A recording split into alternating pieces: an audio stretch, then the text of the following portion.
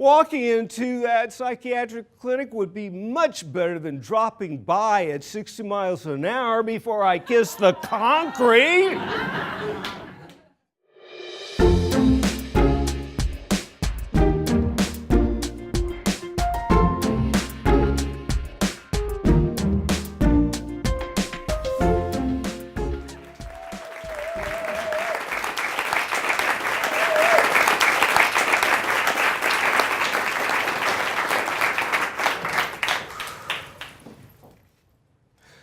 19 years ago, I started doing drugs.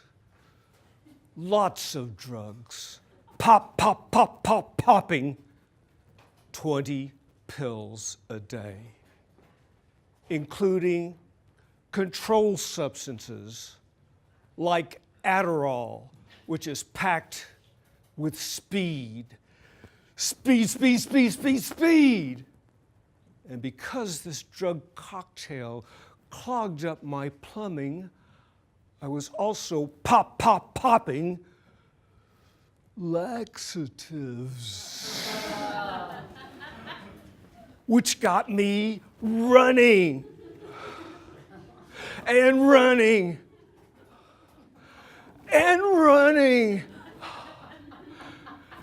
not because they were bleeding me.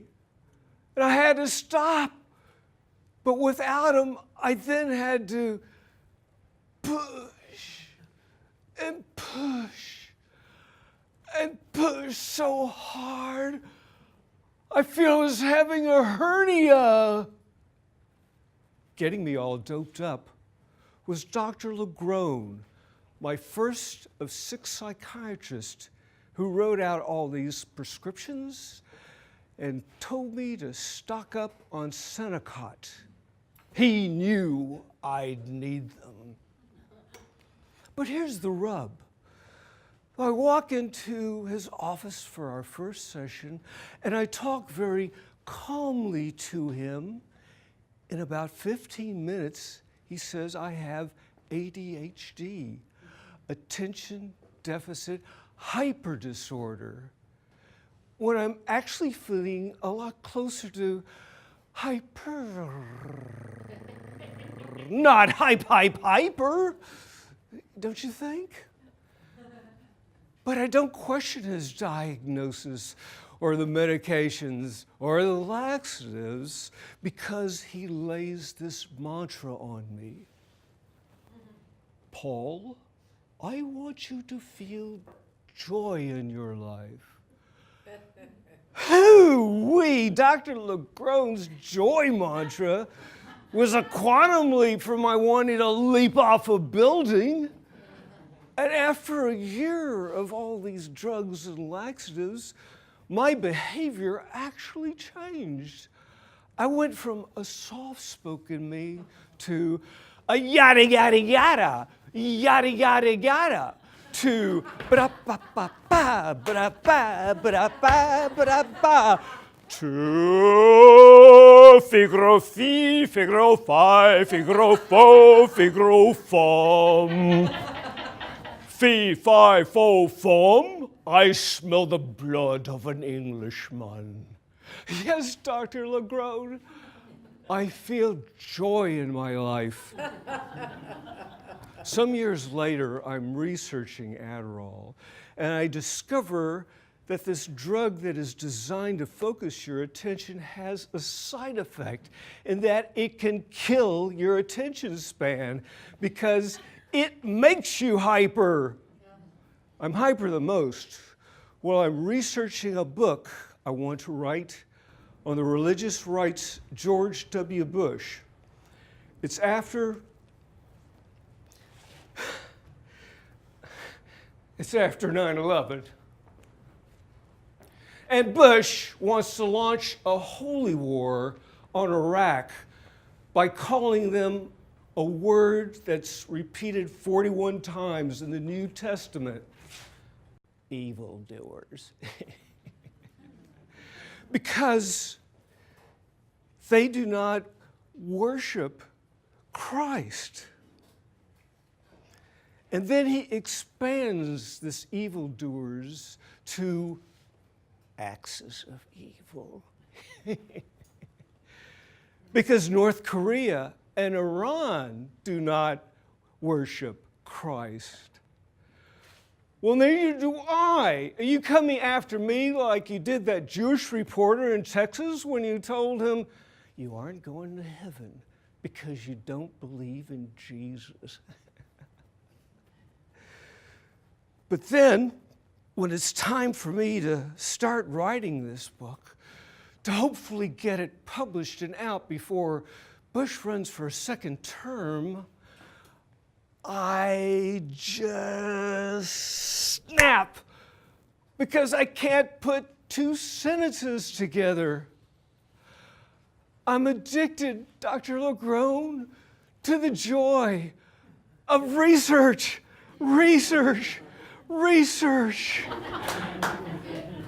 And my short attention span is having me bounce from Bush's axis of evil to Reagan's evil empire that he calls a godless Russia so he can get $200 billion in military spending for what he calls the Star Wars program. And a few years before he came up with that, there is the beginning of the Star Wars movies in which they are fighting an evil empire, and in which George Lucas says after about 15 of those movies, he was all the time pushing a belief in God. You see how this all works? Church, state, entertainment? Or does it? I don't know. All I know is I'm not getting this book out in 2 months for the November elections, and I just want to jump out of my skin. I want to jump off the 60th floor roof of the building that I live in. What? It is that hypnotic joy mantra that Dr. Legrone kept on saying to me. I want you to feel joy in your life. I want you to feel joy in your life. I was so attached to him, I never wanted to leave him, never, ever. Leave him for Northwestern Hospital's psychiatric clinic? Leave him for the psychiatric clinic that is on the 6th floor of the building I live in? Yeah, I'd leave him. Walking into that psychiatric clinic would be much better than dropping by at 60 miles an hour before I kiss the concrete. So I did. And I saw 4 psychiatrists there who all said that I did not have ADHD. Instead, I'm bipolar. Right, manic depression. But I don't trust the senior psychiatrist because on her wall is not one diploma or picture. On her wall, directly across from where the patient sits, is this plaque with this image on it and the words, God, give me the serenity to know the things I cannot change. Blah, blah, blah, blah, blah, blah. What is Jesus doing in my psychosis? Did you vote for Bush? I want to yell at her. But what am I going to do? It's like Jimi Hendrix put it. Boom, boom, boom, boom. Boom, boom, boom, boom. Manic depression searching my soul. I know what I want, but honey, I just don't know how to go about getting it. Getting me off the Adderall is what she wants to do. But she wants to do it lightning fast. And when you take somebody off Adderall too fast, you can take them to the extremes of manic depression, as in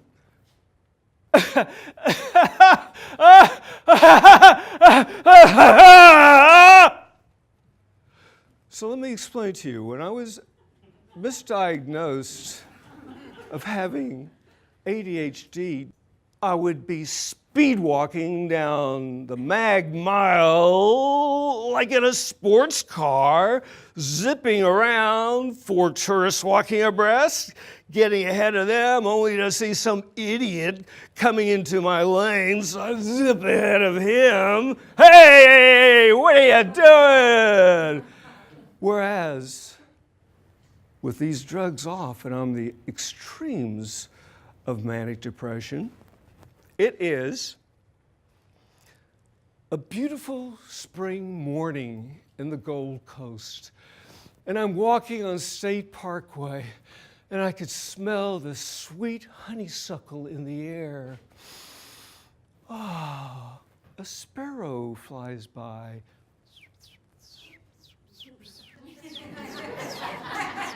And I fly with her. We fly up and up to the tree branches to find the best view. Oh, look to the east. Oh, it's the crystal blue waters of Lake Michigan.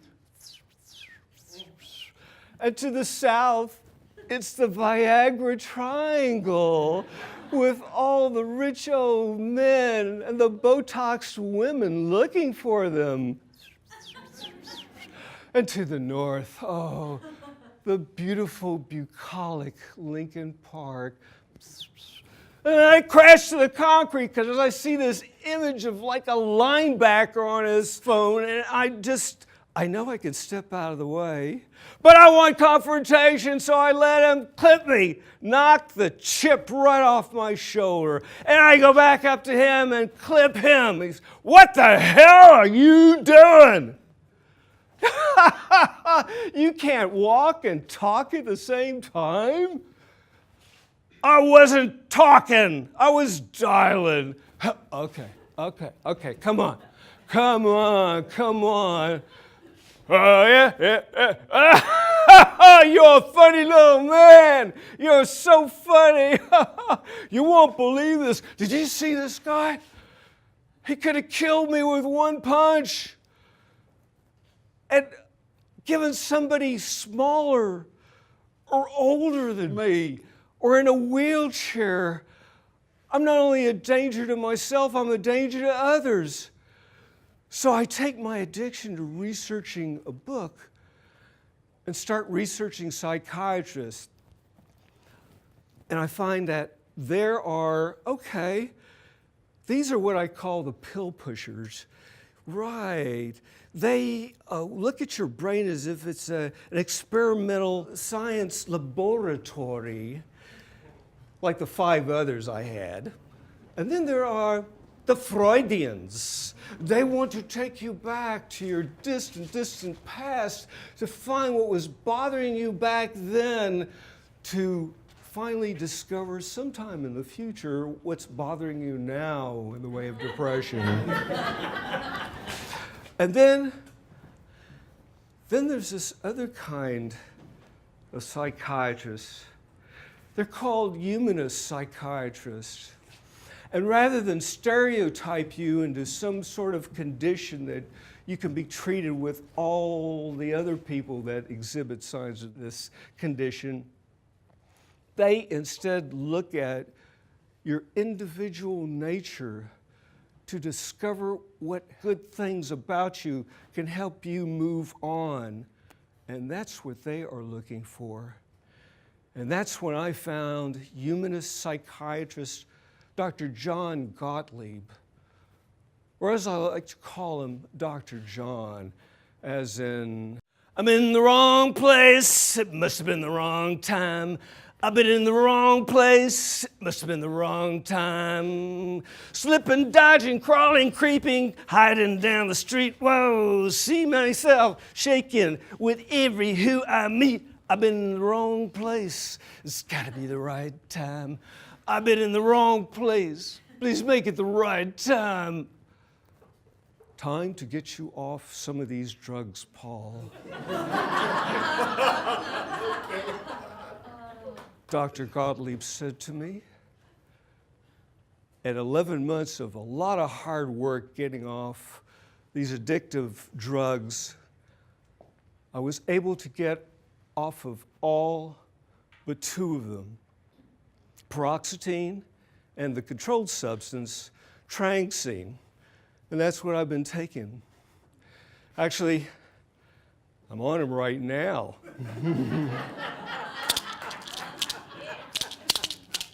That's why you look marvelous, and you look marvelous, and you look marvelous, and you look marvelous, and the whole back row looks marvelous, and even I look marvelous.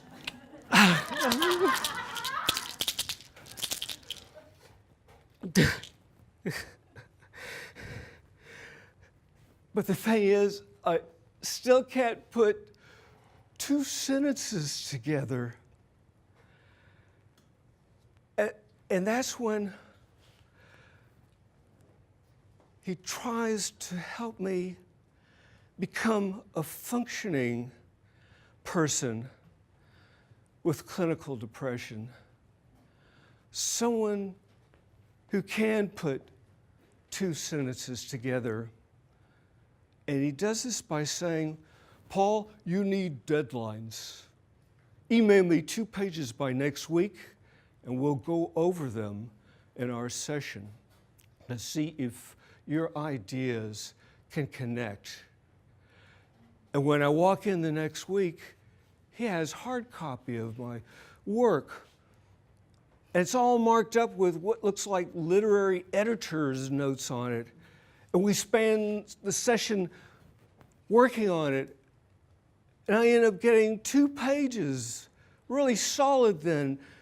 And 8 weeks later, and 16 pages later, I could set my own deadlines. And a year after that, bringing me to the 14th year of trying to get this book written, I've got an 85-page book proposal with a 45-page sample chapter for a 650-page book I can pitch to publishers that is entitled Crossbreeding: How the Religious Right Exploits 40 Institutions from National Security to the Economy.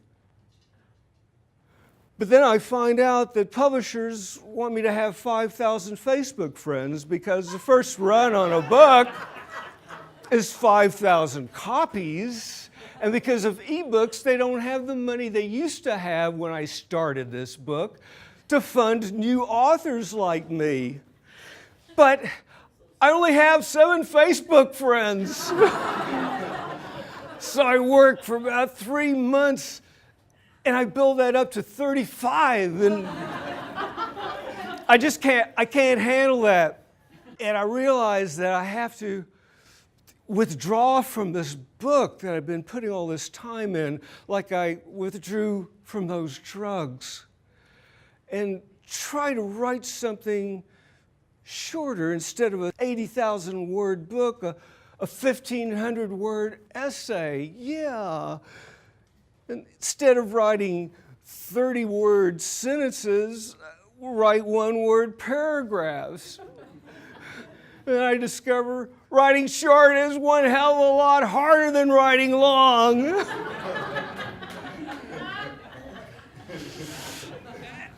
And I feel that I just have started this process seeing myself and feeling myself as a young man, and now at the age of 67, I was feeling much older. Waking up ideating suicide. Where am I going to go? I don't know what to do with my life. I have nothing to move forward anymore. So I joined a cult. Well, they jokingly call themselves a cult. And for the 300 of us first-time students at the main stage at Second City in 2015. And a year to the date that I started there, I was on the Chicago Dramatist stage doing a 20-minute solo. And my caring wife, who knew how much I wanted to have a really strong final lap in my life, understood when I said to her, "Sweetheart, now I can die." But I was still alive. And I began to thrive. And 6 months after that show in April, in September of 2016, I was on Scott Whitehair's Story Lab stage. And then a year of that, in September of 2017, I was on Roberta Miles' Cafe Cabaret stage, which I took to LA. And hey, look at today. There's Lynn Jordan, Teresa Pusker, Johanna Moffat, Laura Biaggi, Maureen Muldoon, and Annie Morrison.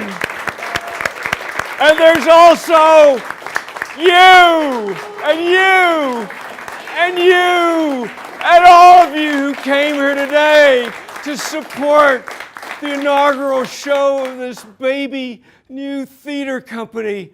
I'm just asking you to tell your friends about this so this theater company can continue to move forward and so we can continue to move forward. Thank you all.